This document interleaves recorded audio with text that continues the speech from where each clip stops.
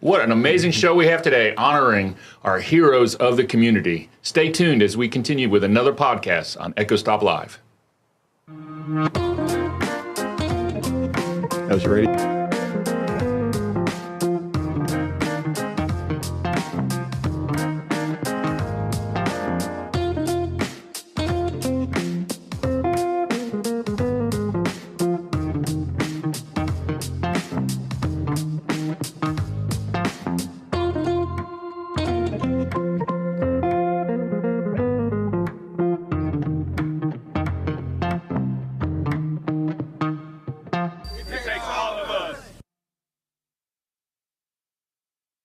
Well, good morning and welcome back to another Echo Stop Live podcast. I am Kevin here with my good friend Curtis. As always. How are you? I am great. This is a fine day to be doing a podcast, Kevin. It is a fine day, and I have a fine surprise for you that you're probably not going to guess what I got going on for What do you you today. have, man? What do you have? We have a guest in the studio. We do. Can I see that guest? Well, I'll move out of the way. You to my kindly sight. see our good friend John Murphy is with us. John, well, hello. How are you doing? Hey, John. Good to see you. You too. Now that the introductions are almost started, let's continue for just a minute. So we've invited you here, and you humbly accepted to come with us on this journey we're taking over the next few weeks where we talk about different heroes in our community. And we could not think of a better way to start that series on honoring heroes than to pick the first Friday after Memorial Day for one. Because I think a lot of our conversation is going to talk about service and sacrifice, but also to have amongst us a hero of the community as well, somebody who's dedicated a good portion of their life to service, as you have, right? So why don't you tell our outstanding followers and viewers on this podcast a little bit about yourself? Well, I'll start by saying I think hero is probably pretty strong for me, but I certainly have known quite a few. And it's always been a pleasure for me to work with people who put a lot of different things, especially when it comes to service, ahead of everything else. I try to tell people that, you really want to look at people who have a strong service background. It's going to be things like law enforcement and the military. Mm-hmm. And I was fortunate enough to get to work with quite a few people in both. I was with Baldwin County Sheriff's Office for 18 years. Got to be a lieutenant there. Got to work in just about every division. It was a great opportunity to really get to know the public and meet the people there. But I also got to serve in the Guard, National Guard, and the Army Reserve for 22 years. I had the opportunity to fly aircraft, command a unit that was, we had 15 Blackhawks. We deployed several times. I also had, later went to Civil Affairs, which was under Special Operations. And that was my last tour that I did. So, Curtis, let me turn to you for just a second and ask you just your thoughts on, we talk about, we started this podcast really because we wanted to have a conversation with the community. We wanted to have a conversation one-on-one to not just talk about things, but to address what was specifically happening. And a lot of it has come back through conversation. We brought up the 4 pillars, and we've talked about faith, family, education, and government. And here we're talking about service and sacrifice. Where do you see service and sacrifice intertwined into, like, giving something to expect something in return, right? We all want crime-free communities. We all want violent crime to stop. Where do you see service and sacrifice playing a role in that? I think the inner man is something that I think John is kind of speaking to also, and I think that's the big part of tying those things together. We have to look at ourselves and question ourselves daily as to, am I serving anyone outside of me? And if I'm not, then what am I prepared to do to change that?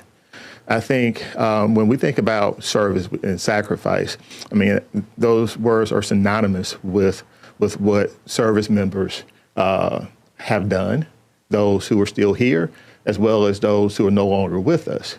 That's something that law enforcement also, when we think about law enforcement and the sacrifices of law enforcement, what they do on a daily basis, I think that we don't pause long enough in that as just people who are in the community to realize the importance of those sacrifices. And I think if we did, we would pause long enough to look within ourselves. Did I just stutter just a little bit? Well, I don't think you stuttered. I think you put a speed bump in your thought. I did. Well, I'm going to pause long enough to say this, that I think all of us, everybody, has to look at themselves or themselves, and say to themselves, am I doing enough? And the answer, more often than not, is probably going to be no, if you're being honest. Well, this brings up a really interesting question. I don't know if you've ever thought about this. We think about law enforcement, we see them in uniform and they do their job, and that's how we see typically law enforcement. It's what we think of, maybe TV show or something. We see service members, we think of them in conflict, in uniform, in war, and in battle. But in both scenarios, both in service, in law enforcement, and in the military, they're humans. Right. They have families. They dress in regular clothes from time to time. What can they do as people outside of the uniform in the community to bring awareness to what it means to sacrifice and to serve, but also to sort of form additional relationships? So the service members are gone, they come back, they got some downtime. What are things they can do in the community to really make a 360-degree impression on the community they live, not just when they're gone serving and defending, but also protecting from within? I think one of the things that I always try to bring up to people and help them understand, sometimes people, whether it's law enforcement or military, they look at them and they all have their little area that they want around them. They want a little bit of protection because of the things that they're used to. They don't like people right in their face. I used to tell my law enforcement guys when we'd be standing somewhere, don't look like a pit bull on the corner, because you have to be strong, you have to be able to take care of people, but at the same time, people have to be able to approach you. And for the military in particular, I think it's hard. If they've gone somewhere, I can just tell you that when you come back, you're used to receiving orders, carrying them out, and giving orders, and then being done. And sometimes it's just very hard, very blunt, but when it's done, you're on a mission and it has to be completed. And I think somebody on the street may not really recognize that or understand that. And they don't also understand sometimes the dangers or the risk that a law enforcement officer has when he is out there doing his job. He has to keep some distance because he has to have some reactionary time. And unfortunately, sometimes there's a message that gets missed there, and it's sort of like they're not even approachable. And so somehow you have to try to work that line to get through that and past that, where you can communicate and you can have a larger impact on the community and the people that you serve. Yeah, and I think impact's a pretty good word right there. I mean, so, how would you define impact? I mean, in your thoughts, and we talk about this all the time, you have to have an impact, you have to make a mark, have an impression. What do you see that looking like? I mean, if we're talking about bridging relationships with uniformed service, not just in police in the community, that's just the foundation upon which we began this conversation many, many months ago. But we have a lot of service members. We have a lot of service members that live in our community. Some people may not even know they're in the service, but they are taking that step. They're responsible. They wake up not just to go to work. They wake up to answer a call. Right. What's the impact? Well, that's a good question. I think impact is left up to the individual who is tasked with making sure that he or she is making some form of impact within the community for the task in which they've been assigned. In the military, impact is when we go downrange, for example. I like to use this example a lot. And when we do, the goal is not just to identify and eradicate the problem, but it's also to make sure that we develop relationships within that community that we're in or that area that we're in, so that we are building relationships, not just tasked with removing people only to replace those people with someone else. We want to create those relationships. And the same thing applies in the community, in law enforcement. You're going to always have to go out there and weed the problem, but you want to also make sure that you sow in positive seeds at the same time so that you don't get the same weeds again. And to our viewers who are watching, again, we don't ask you just to watch this podcast. We've asked you to come alongside and take this journey with us. And we feel like together we can actually make a difference, which is the impact. So a couple of ways you can get involved. One, share the word and spread the message about what we're talking about. But also we have an email. We're going to post it up on the screen, and it's echostoplive@gmail.com. That's echostoplive@gmail.com. We'd love for you to write us your thoughts. We try to get to at least one question every show. If we can't get to your question during the show, we'll certainly respond back to it after the show. And there's also another way you can impact, kind of from the quiet corners, but we have an anonymous tip line. It's a WE tip line that we established several months ago. And we've gotten hundreds of extremely valuable tips, and they've all been actionable. to some degree, and so we appreciate that input. But there's a number you can call, and it's 844-251-0644. That's 844-251-0644. I'd advocate that you call that number. There's a text line you can text. There's QR codes on certain businesses around town that you can scan. What's the value of that? Like, what's the impact of that? The value and the impact is you can't just say that you're going to see something, say something. We're actually asking you to do something. And this is one way that you can come alongside us and help make this community truly the beautiful place it's supposed to be. And so I define impact as participation. To me, impact is participation. That's one way you can participate, but it's maybe participation in conversation. It could be something as simple as seeing somebody in need and stepping up and helping that person out. You never really know how you've truly realized the assistance that somebody may need. And that's what I see service as, is participation. A lot of people look at it as a career, and it is that, but you are participating in something bigger than yourself. Right. And I feel like that participation, I mean, what are some of the effects having participated in both law enforcement, but let's even focus on the military for just a moment. What are some of the effects later in life knowing that you participated? Well, I think there's a lot of things, and I even have to take it back because the impact is always something that happens down the line. Mm-hmm. My impact started with my father and people before me that came in. Sometimes it was just a friend of the family, someone I knew that had served in the military. And the military does a lot of different things. It gives you that kind of a call for adventure. It challenges you. It pushes you to do something. And then once you get involved, working with the different people in there, I mean, you become, and a lot of times, closer than family because you know that you could absolutely have to depend on that person for your life. So it's something that's very important. And I think when you talk to the community or when somebody sees someone like that, they may want to do the same things. And that's where I feel the strength becomes. You said a couple of different things in there that I think I want to pick apart for just a minute if I can. The first thing is you mentioned your father, and we're going to talk about sort of your family legacy in just a minute. At what age and when did you know that you wanted to join the service? Pretty early.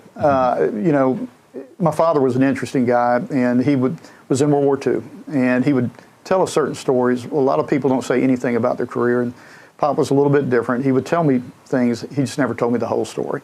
But he was proud of what he had done. He was proud of his service and the things that he had done in World War II. He was one of those guys that was part of that generation. And, his whole community, really, there was another guy that was Patton's private pilot in World War II. Oh, wow. Was one of his closest friends. Another guy that was captured by the Germans and kept in a camp and stuff and everything. It was across the board. All those guys came from a small town, Stockton, Alabama, but then they find themselves, overseas. And I think the difference here was we didn't have email. They didn't have email. They didn't have telephones. They didn't have anything else. When those guys deployed, they were gone. But when he would tell me those stories about, the different places he was in the Pacific. He was, in Japan after they dropped the second bomb. So he was there during all that time. And I think just seeing that, I always looked up to that, and I always looked up to those guys. And, it made me want to do more and made me want that challenge, that adventure, and that service. It made me think about when I entered the military back in the 80s. I was at a family reunion before going to basic. And I had a cousin. He was a major in the Marine Corps. His name was Sylvester Graves. And he said, Kurt, you're going where, to the Army? He said, I won't. He said, okay, all right. He said, but besides that, he said, what are you going to do? And I said, I'll be in logistics. He said, let me give you some advice. He said, whatever you do, I don't care what it is, be the best at it. And as we talk about impact, it's important to be the best at whatever it is that you're being tasked to do. If you're asked to do crowd control as a law enforcement officer, be the best at it. Okay. If you are assigned any particular task, be the best at it. That's the impact. The impact is you putting your heart into whatever you're doing. Because when you do that, you're not just doing it for you, you're doing it for those people that you're tasked with serving. But as a man of faith, you're doing it for God also. And I like the word best. Mm-hmm. A lot of people around the world would argue, and I would certainly defend that, the United States has the best military. Maybe because it's the best funded, maybe because it's the best equipped. I would offer up, and you tell me what you think on this. I think it's because we have the best people, and I don't mean that we just have the best of the best. Mm-hmm.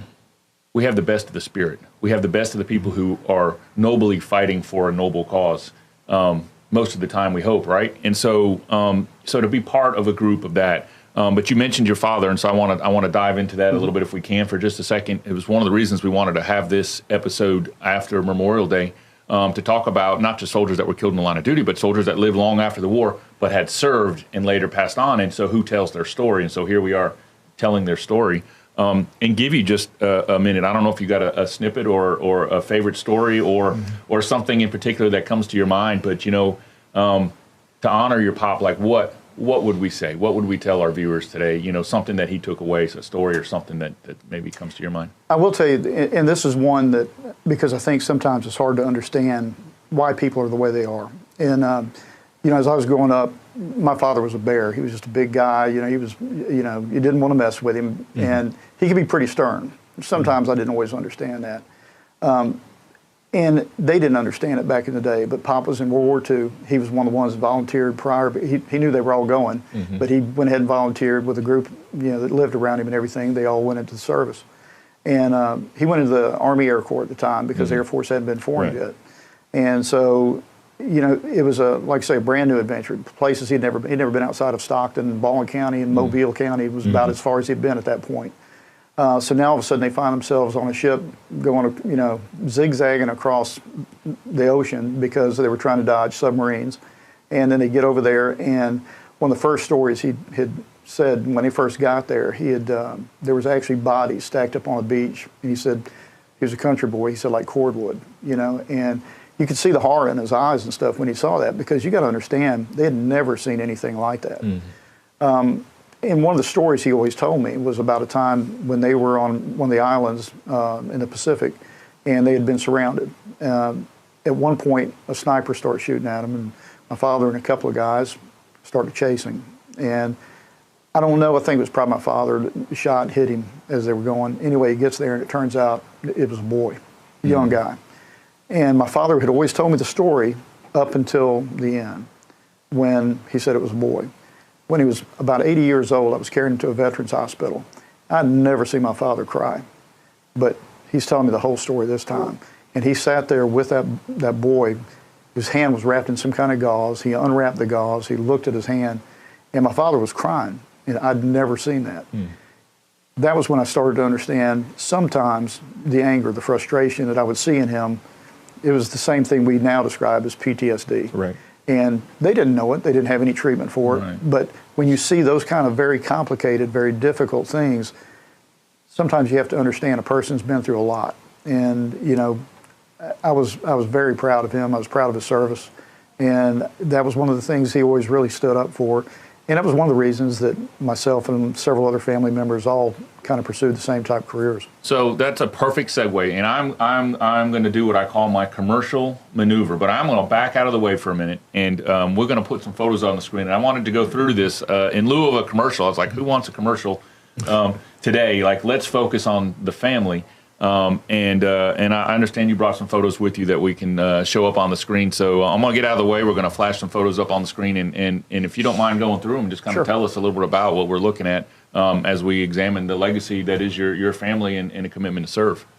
So I'm slowly moving out of the way here, and we're going to bring these up on the screen. There we go.